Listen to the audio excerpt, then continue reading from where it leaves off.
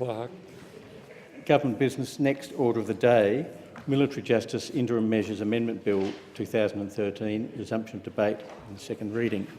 The question is that this bill be now read a second time, and I call the member for Fadden. Thank you, Mr Deputy Speaker. I rise to lead some comments on behalf of the Coalition on this bill to extend the interim measures applicable to the military justice system following the invalidation of the Act establishing the Australian Military Court in 2009. This is the second time I will speak on an interim measures military justice bill, almost 2 years to the date that I spoke on the last interim justice bill. And the interim measures, of course, is the ability to actually pay the current judges that actually sit in terms of our tribunals, because we still do not have a military justice bill in the House to debate. Staggering, I know. Very staggering. Unbelievable at best. Now, a bit of history is always good. The Australian Military Court, by virtue of background, was established in 2007 in a bipartisan series of legislation following a number of Senate committees and other reports. The 26th of August 2009, the High Court handed down a decision in Morrison v Lane that pretty much found the Australian Military Court unconstitutional. The court found unanimously that the provisions of the DFDA 1982 establishing the Australian Military Court were invalid because it purported to exercise the judicial power of the Commonwealth but did not meet the requirements of the Chapter 3 of the Constitution. Therefore, the Interim Measures Bill was put into the Parliament in 2009 to actually deal with the issues at hand and provide interim measures so that judges and other judicial officers could be paid. We were told by Minister Faulkner at the time, in 2009, that this was about rectifying the military legal problems, that it would be afforded the government's highest priority, 2009. Yet by 22nd of June 2011, we still had no bill in the House to deal with Australian military justice, so the first interim measures came in. And here we are 2 years later, 4 years after the Minister of Defence said, and I'll quote, "This will be afforded the government's highest priority." And 4 years later, we're still passing interim measures bills so justices can be paid, because this government cannot get a bill together to put in place a military court that satisfies the constitutional requirements. It is simply and utterly staggering. But when you look at the litany of this government's highest priorities, even in defence, it is staggering. In fact, I look at my speech from 22nd of June 2011, and let me read a paragraph here. It says, "Keeping military matters in mind in 2007, as I look at the member for Moreton," and surprise, surprise, here he is again, "as I look at the member for Moreton who came in here in 2007, the government said in the election campaign that one of its highest priorities was to address the fairness of the indexation of defence pensions."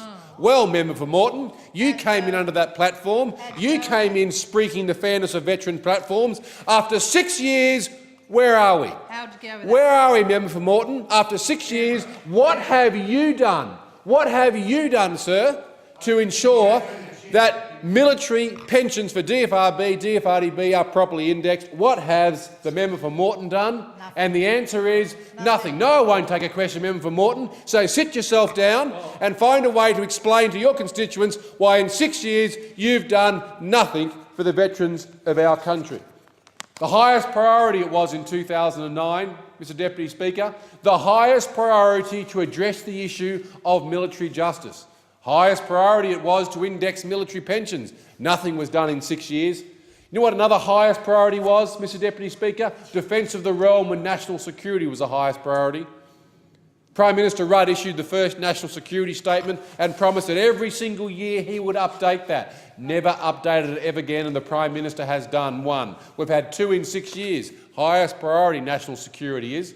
In fact, national security is of such a high priority that the current Prime Minister wouldn't attend the National Security Committee of Cabinet. She'd send her bodyguard.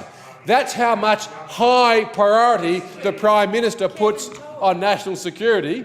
One of the members of the National Security Committee told us. Goodness, would that have been Kevin? Who would have thought?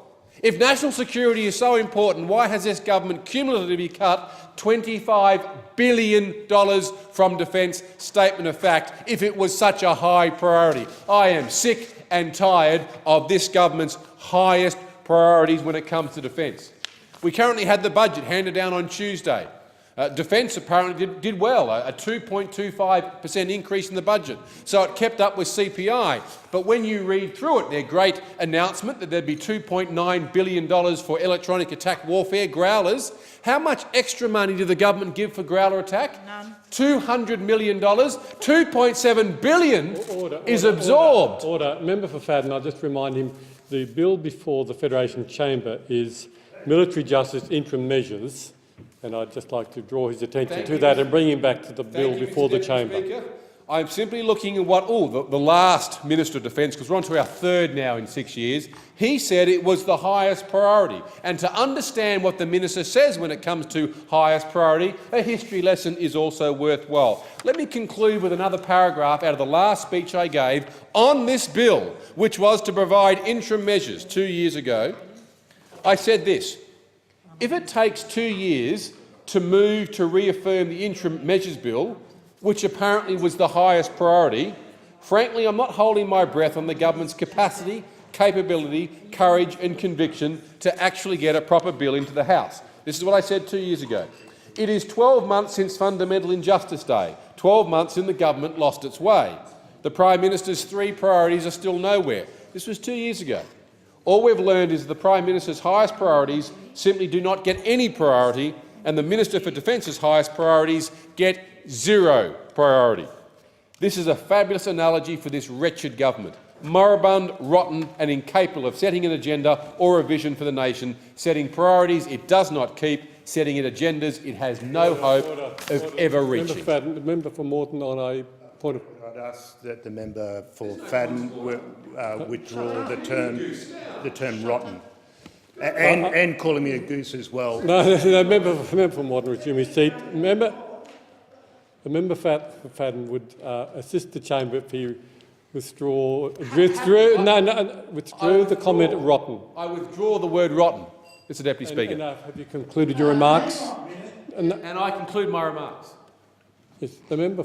He asked him to withdraw the He had McEwen. And the member opposite, No. He Particularly- withdrew. the member The from Moreton word asked him rotten. to, no, he asked him to withdraw the name that he was This is called. the House, I withdraw. The member Thank opposite you. refused The to member do from so. your resume seat. The member for Fadden has unreservedly withdrawn his